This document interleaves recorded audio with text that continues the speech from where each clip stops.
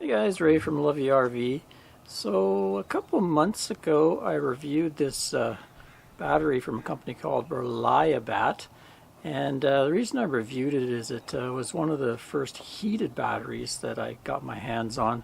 So it's able to handle the lower temperatures. It has a heating pad inside, so if you're camping in really low temperatures it will heat up the battery so they can start working and charging and discharging again. So in my tests it all worked as advertised, but I've had a few commenters that say they'd like me to take it apart just to make sure that the parts in it are what they say they are. In the video I linked to a fellow YouTuber, a guy named Will Prowse, that had taken his apart. Actually his came with the lid already off. So he took it apart and he found out it had pretty good cells in it and everything. So the folks in the comments were saying I should take this apart just to confirm that the company's not sending out really good cells to some reviewers like that, and then the end user customer gets lower quality cells. So basically I might end up ruining this battery for you, but I figured it was worth it just so you know and answer those commenters. So I've taken my hacksaw and my multi-tool and I was able to get the lid off. Mine was really well glued on, so I had to cut it off. And now I'm going to disassemble the battery and give you a look, and then you can compare it to the other disassembly video. Here's a look at the top view, and it looks like we have a 6-gauge wire here and a pair of 8-gauge, and then it goes up to some bolts, battery terminal there, and they've covered it with some silicone just to insulate it.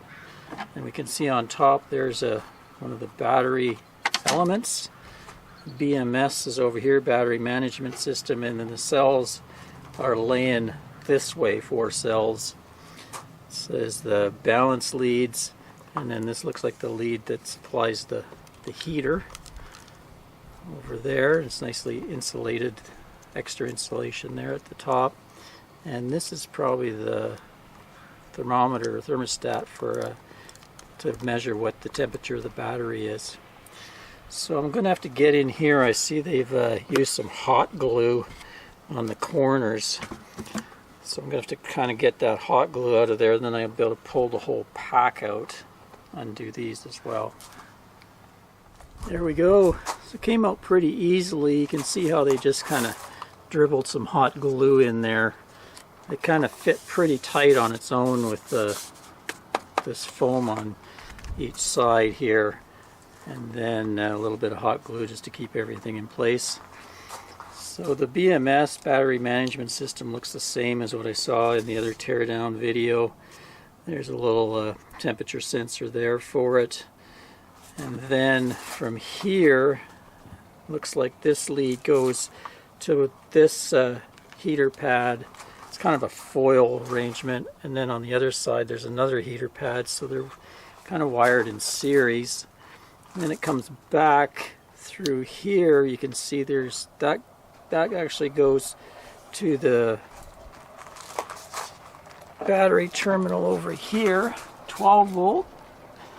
So it goes from the 12 volt terminal through both of those pads, comes back to this little board, goes through, so that would be the switch that switches it on and off. Then it goes back through this little wire over to the negative end. So this board will switch the heaters in and out as necessary. Looks like I'm going to have to really peel it apart to get at the cells so that we can check. Oh no, I can see the cells right there. I can get that code there and see if they're new cells or what brand of cell they are. So here's a closer look at the code.